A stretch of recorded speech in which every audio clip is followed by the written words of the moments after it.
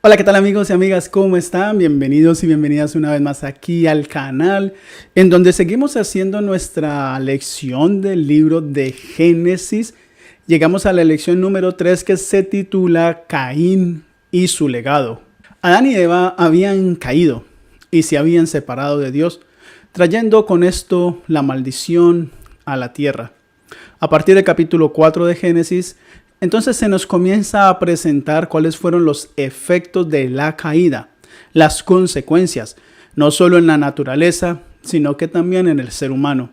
Es muy interesante que en los capítulos 3 y 4 encontramos escenas paralelas sobre las consecuencias de la caída.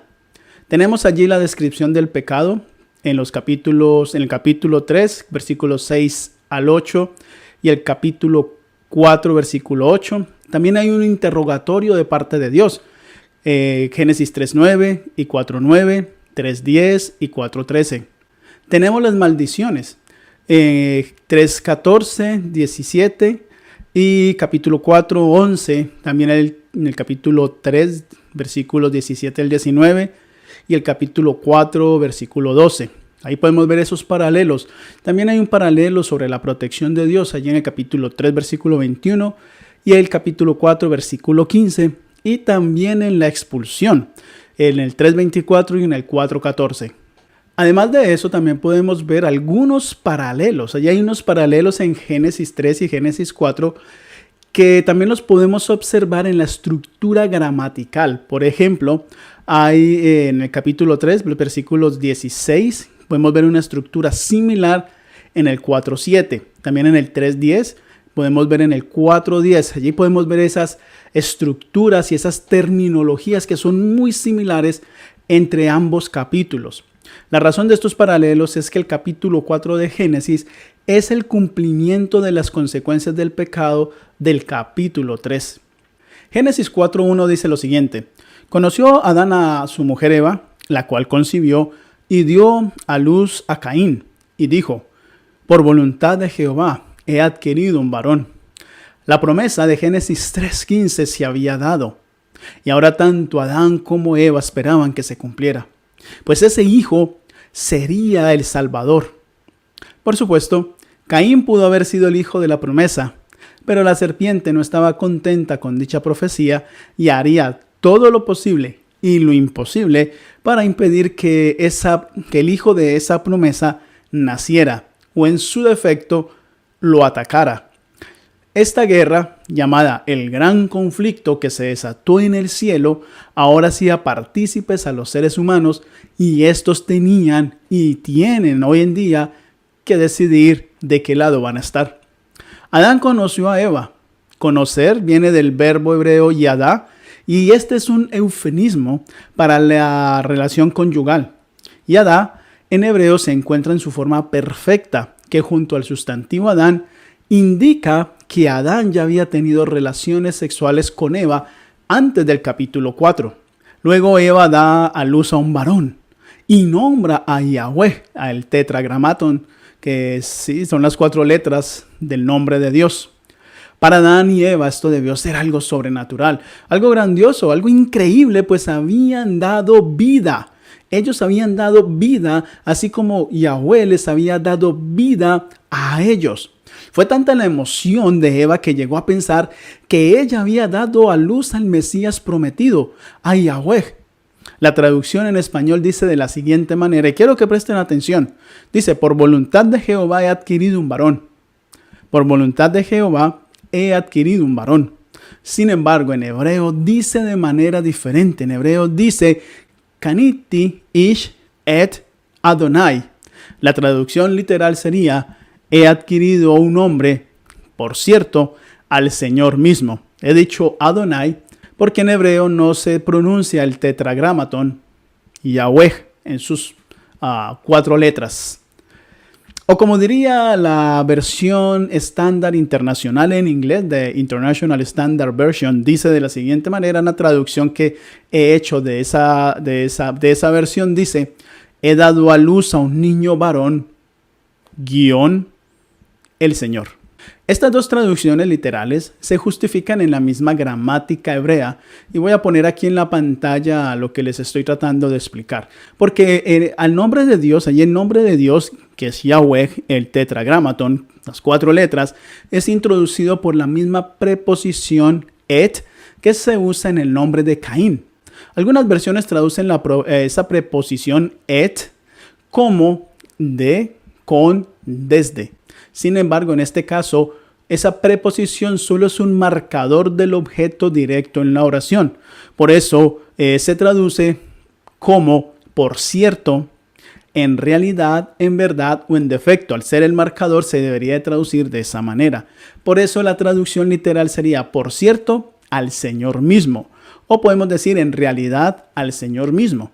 En verdad, al Señor mismo. En efecto, al Señor mismo. Todas esas traducciones son posibles en esa preposición que funciona como un objeto directo, como un marcador del objeto directo. Y esta última frase es un paralelo a la frase et Caín, que significa Caín, señalándolo, marcándolo a él como el objeto directo, pues ocurren en el mismo lugar, mostrando que ambas preposiciones son un eco la una de la otra. Así que Eva tiene muy presente la promesa de Génesis 3:15 y por ello piensa que ha dado a luz al mismo Redentor. Luego la narrativa nos dice que después dio a luz a su hermano Abel. Fue Abel pastor de ovejas y Caín labrador de la tierra, dice la Escritura. Es muy llamativo que Abel nació, pero no recibe ninguna atención particular. Todo el capítulo 4 se centra en Caín, tanto así que a Abel solo se le nombra unas 7 veces. Caín recibió el nombre de su madre, mientras que Abel no, o por lo menos es lo que registró Moisés. Caín ocupa toda la narrativa del capítulo 4, mientras que Abel no. De hecho, Caín es el único que habla en la historia, mientras que Abel parece que está ausente. Abel no dice nada, no reacciona ante el ataque de su hermano. El significado de los nombres también refleja lo que está sucediendo. Caín significa adquirir, denotando posesión, adquisición. Por otro lado, Abel significa vapor. Denota algo que elude como una condición transitoria. La misma palabra hebrea Hebel se usa en Eclesiastés y se traduce como vanidad. Así que los dos nombres de los primeros hijos de Adán y Eva presentan un contraste entre sus personalidades y también en sus ocupaciones y futuros destinos. Caín fue cultivador de la tierra, un trabajo que requiere tenacidad, que requiere fuerza física y una conexión especial con el motivo de la muerte. Abel fue un cuidador de ovejas, que involucra el constante cuidado de las criaturas vivientes, lo cual requiere compasión y sensibilidad. Caín tuvo descendencia y prácticamente fundó una civilización. Abel desapareció como el vapor, sin dejar ningún rastro. Esto lo podemos leer en el capítulo 4, el versículo 8. Además, también es muy interesante el contraste que hay entre ambas ofrendas. Por un lado, dice la Escritura, pasado un tiempo, Caín trajo del fruto de la tierra una ofrenda a Jehová. Y Abel trajo también de los primogénitos de sus ovejas y de la grasa de ellas. Esto lo podemos leer en los versículos 3 y 4. Caín, al igual que su ofrenda, tuvo fruto, mientras que Abel fue sacrificado. Ambos llevaron ofrenda a Yahweh, la primera ofrenda de la Escritura, la cual desembocó en el primer acto criminal de la historia. Caín llevó del fruto de la tierra su ofrenda, mientras que Abel tomó de los primogénitos de sus ovejas. El gran contraste entre ambas ofrendas fue que la ofrenda de Abel fue conforme a la ley. Debemos recordar que después del pecado, Dios instituyó el sistema ritual y la ley ceremonial. Bajo esta ley, aparte de la ofrenda de vegetales, debía añadirse el sacrificio de un animal para presentarlo como un holocausto. Mientras Abel cumplía con las instrucciones divinas, Caín prefirió ignorarlas. Todo esto apunta a que el orgullo de Caín no le permitió pedirle a su hermano menor un cordero para ofrecerlo y así evitar la humillación.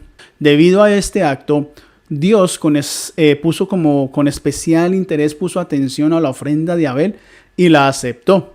Todo en el texto hebreo parece indicar que Dios aceptó la ofrenda de Abel y rechazó la de Caín, por sus condiciones espirituales más que por las ofrendas mismas. El texto dice que Caín trajo ofrenda a Jehová, mientras que Abel solo trajo ofrenda.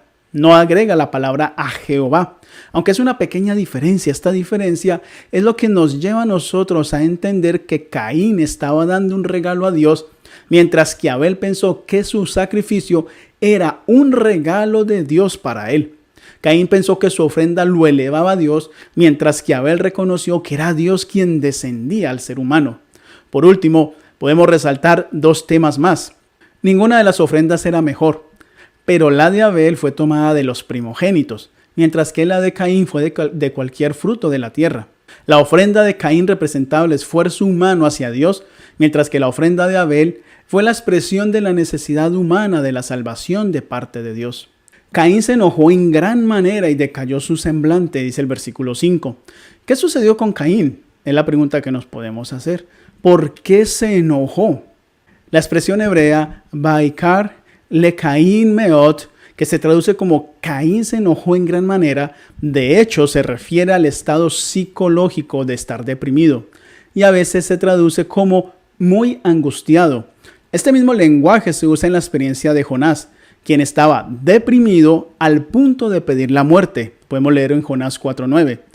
La frase decayó su semblante es un modismo que solo ocurre en este pasaje de la Escritura y es similar a las palabras de Job cuando expresó: pero no dejaban que se apagara la luz de mi rostro. Esto está en Job 29:24. Que el semblante de Caín haya caído significa que había perdido la luz de su rostro. Perder la luz de nuestro rostro es perder a Dios en nuestra vida, pues es Dios quien nos ilumina. Esto lo podemos leer en el Salmo 4:6, en el Salmo 44:3 y en Proverbios 16:15. Y esto nos recuerda también la bendición sacerdotal de iluminar nuestro rostro, allí en Números 6:25. Así que Yahweh le recuerda a Caín que si hiciera lo bueno, todo sería diferente en su vida, pero si escogía hacer lo malo, entonces sería presa del pecado. Debemos fijarnos bien en los detalles que suceden en esta narrativa, pues en los detalles está el mensaje que nosotros debemos extraer para nuestras vidas. Observemos que Dios no acusa a Caín en absolutamente nada, al igual que con Adán y Eva. Dios solo hace preguntas, pero Dios no necesita las respuestas. Somos nosotros los que necesitamos reflexionar sobre las preguntas que nos hace. Lo mismo sucede con Caín, pues a través de las preguntas Dios desea que Caín reflexione y haga un cambio en su vida. Dios desea que Caín caiga en cuenta del porqué de su conducta y entonces busque al Señor para cambiar y así recuperar el semblante caído. Las preguntas de Dios siempre tienen como objetivo la redención de sus hijos e hijas. El pecado se había generado en la mente de Caín y aún no lo había cometido. Pero Jesús mismo reforzó la idea de que el pecado inicia en la mente, allí en Mateo 5:28. Luego Santiago también explica que cada uno es tentado cuando se deja seducir por sus propios malos deseos. Esto lo podemos encontrar en Santiago 1:14. Por lo tanto, Caín se estaba dejando llevar de sus malos deseos y Dios le hace el llamado a dominar esos malos pensamientos. Eso lo leemos en Génesis 4:7. El versículo 7, especialmente la frase, con todo esto, a ti será su deseo y tú te enseñorearás de él, como lo traduce la Reina Valera del 60, es difícil de traducir y podemos observar cómo diferentes versiones de la Biblia la vierten. Por ejemplo, la Biblia de las Américas dice lo siguiente: y si no haces bien, el pecado yace a la puerta y te codicia, pero tú debes dominarlo. La versión Dios habla hoy también dice: pero como no lo haces, el pecado está esperando el momento de dominarte, sin embargo tú puedes dominarlo a él. La Nueva Traducción Viviente: pero si te niegas a hacer lo correcto, entonces ten cuidado, el pecado está a la puerta, al acecho y ansioso por controlarte, pero tú debes dominarlo y ser su amo. La Nueva Versión Internacional lo vierte de la siguiente manera: pero si haces lo malo, el pecado te acecha como una fiera lista para atraparte. No obstante, tú puedes dominarlo. La Reina Valera 2015 dice: pero si no haces lo bueno, el pecado está a la puerta y te seducirá, pero tú debes enseñorearte de él. La Reina Valera Contemporánea: pero si no lo haces, el pecado está listo para dominarte. Sin embargo, su deseo lo llevará a ti y tú lo dominarás. La Reina Valera antigua, que sería la de 1909, y si no hicieres bien, el pecado está a la puerta. Con todo esto, a ti será su deseo y tú te enseñorearás de él. La traducción en lenguaje actual: pero si haces lo malo, el pecado está listo para atacarte como un león. No te dejes dominar por él. Por último tenemos a la Biblia de Jerusalén, que es una Biblia católica, pero se llama la Biblia de Jerusalén. Mas si no obras bien, a la puerta está el pecado, acechando como fiera que te codicia y a quien tienes que dominar. En español, todo suena a que el pecado está a las puertas de la vida de Caín, pero éste lo va a dominar. Por otro lado, es muy llamativo que en muchas versiones en inglés se usa el pronombre his en lugar de its cuando se refiere al pecado. His es el pronombre masculino posesivo, mientras que its es el pronombre neutral posesivo. Por ejemplo, la versión King James traduce el texto como his desire, es decir, el deseo de un hombre y no el deseo del pecado en sí. Esto sucede porque tanto en la Septuaginta como en algunos comentarios judíos antiguos se ha interpretado que esa frase no se refiere al pecado, sino a Abel. Primero, entre los versículos 1 al 9 hay una alternancia entre los dos personajes, Caín y Abel. Segundo, generalmente Caín aparece siempre en segunda persona, mientras que la narrativa se refiere a Abel en tercera persona. En hebreo tenemos el pronombre atah, que se traduce usted o tú, y siempre se refiere a Caín. Esto lo podemos ver en el versículo 7, el versículo 11. Mientras que el pronombre hu sería segunda persona del masculino, él se refiere solo a Abel, en el versículo 4. Tercero, el uso de la palabra teshukah, que significa deseo, siempre se refiere al ser humano. Esto lo podemos leer allí en Génesis 3:16 y en Cantares 7:10. Todo esto es importante para aquellos que les gusta profundizar en la escritura, pues al identificarse a Abel con el pronombre su, les da una nueva dimensión a las palabras teshukah, deseo, y mashal, que significa dominar o gobernar. Ambas palabras deben entenderse en un sentido positivo. La palabra teshukah, deseo, describe la acción de Abel hacia su hermano mayor como el primogénito y debe comprenderse en el sentido de confianza, respeto y amor. La palabra mashal, que significa dominar o gobernar, describe la relación de Caín hacia su hermano menor y debe entenderse en el sentido de responsabilidad, de autocontrol y de amor. Además de esto, Génesis 4:7 es un paralelo con Génesis 3:16, porque ambos comparten ecos similares. Para Caín iba a ser el deseo de Abel e iba a gobernar como el primogénito sobre Abel, gobernar de cuidar, de ser responsable con su hermano, un cuidado de amor. Mientras que en Génesis 3:16, para la mujer, su marido iba a ser su deseo y él iba a gobernar sobre ella. Ambos pasajes asocian la palabra teshukah, que es deseo, con mashal, que es dominar, y siguen la misma secuencia: desear, dominar. Ambos usan las mismas preposiciones y para, sobre. Ambos pasajes usan la misma construcción de frases: a ti, pero él debe dominar sobre ti; a ti, pero tú debes dominar sobre él. Por último, ambos describen la misma relación recíproca entre los dos personajes. En Génesis 3 tenemos hombre-mujer, en Génesis 4 Caín y Abel. Por lo tanto, cuando Dios usa la expresión mashal, dominar o gobernar, lo hace en el sentido de las responsabilidades del hermano mayor sobre el menor, incluyendo la responsabilidad espiritual.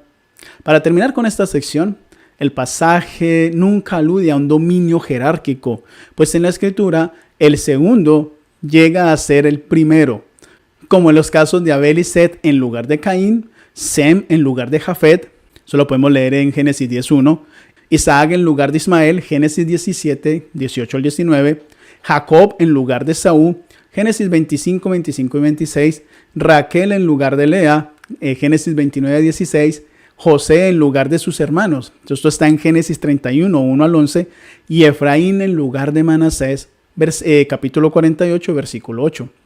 Entonces Caín dijo a su hermano Abel: salgamos al campo. Y aconteció que ellos estando en el campo, Caín se levantó contra su hermano Abel y lo mató. Entonces Jehová preguntó a Caín, ¿dónde está Abel tu hermano? Esto está en los versículos 8 y 9. La pregunta que Dios le hace a Caín es similar a la que le hizo a Adán en el Edén. ¿Dónde estás tú? Le preguntó a Adán. ¿Dónde está Abel tu hermano? Le preguntó o le cuestionó a Caín. La pregunta es un juicio investigativo en el cual Dios busca que el pecador reconozca su pecado, se arrepienta y se confiese. Caín había matado a su hermano, un pecado que no solo era contra su hermano, sino contra Dios, porque a imagen de Dios es hecho el hombre, dice Génesis 9:6. Caín le responde a Dios, no sé, ¿soy yo acaso guarda de mi hermano? Caín ahora incluso desafía a Dios con esa respuesta. Por supuesto que él debía cuidar a su hermano, pero Caín incluso culpa a Dios porque es él, Dios, quien supuestamente tiene que cuidarnos. Salmo 121:4. Jehová le dijo, ¿qué has hecho?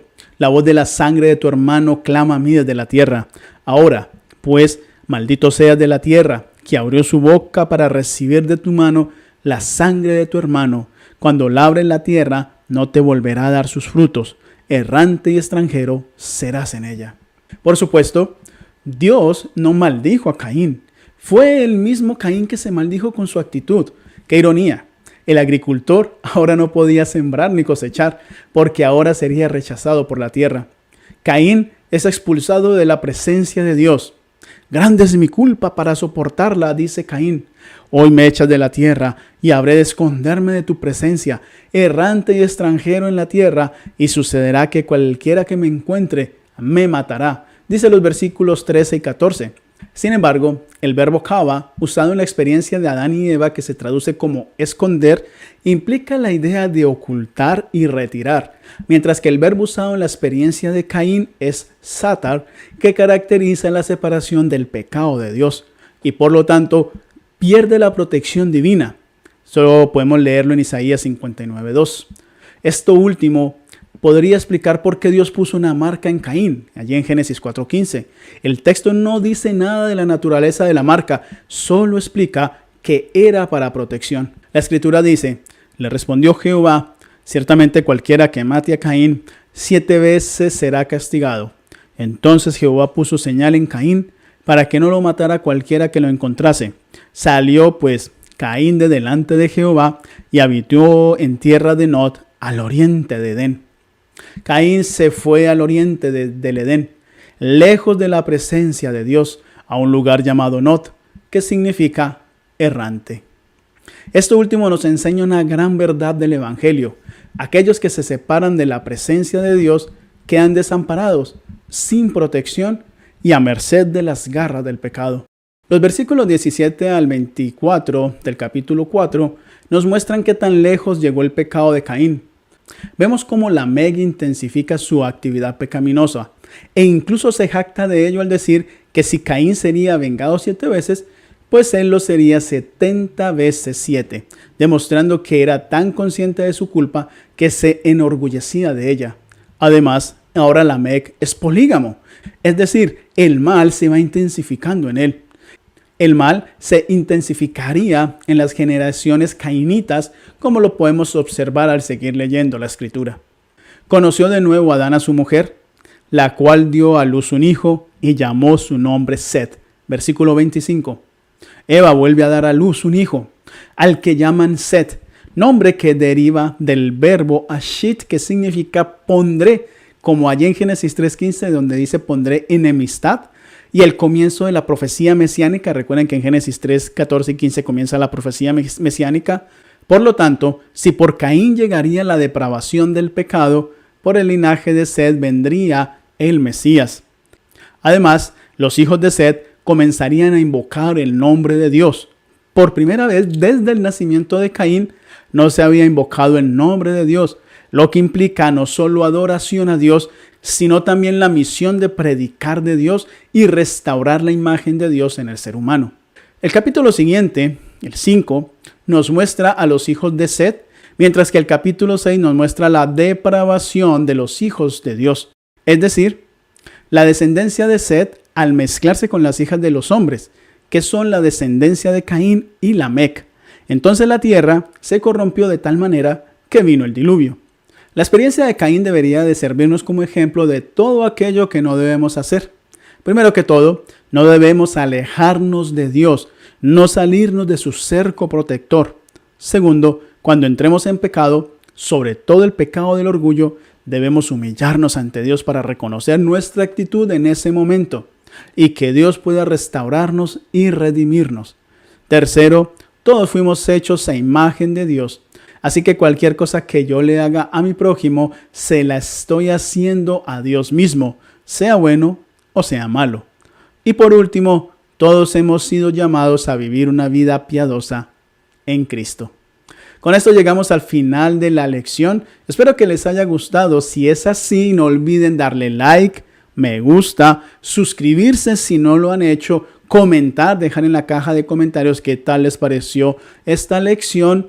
Y entonces nos encontraremos en la próxima lección, en el próximo repaso de este libro maravilloso que es el libro de Génesis. Hasta entonces. Si te ha gustado este video, te invito para que te suscribas si no lo has hecho y para que le des clic en la campanita y de esta manera YouTube te avise cuando subo mi próximo video. También te invito para que escribas en la caja de comentarios y me dejes tus impresiones. Y si me quieres apoyar, lo puedes hacer también con un like, con un me gusta y también para que compartas este video a aquellas personas que tú creas que se pueden beneficiar con este tipo de contenidos.